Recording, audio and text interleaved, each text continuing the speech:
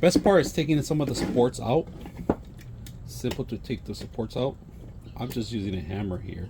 And this. These are some of the supports in the bottom.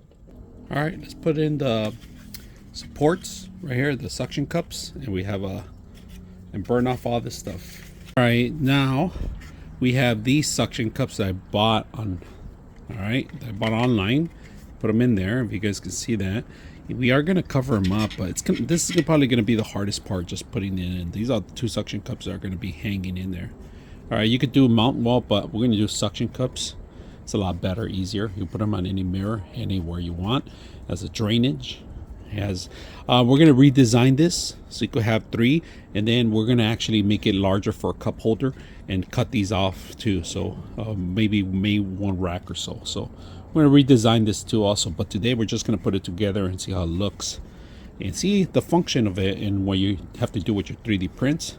This is perfect. Take your 3D prints to the next level. All right, we got suction cups ready. Put them in there.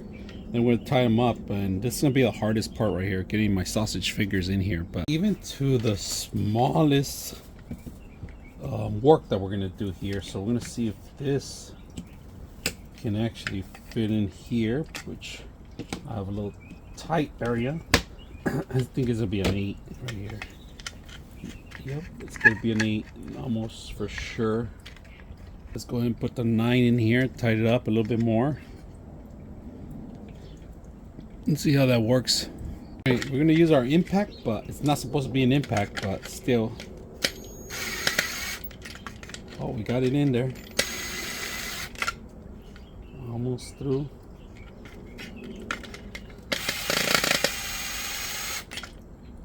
Tied up some more. Spinning too much. That was good, baby. That's good.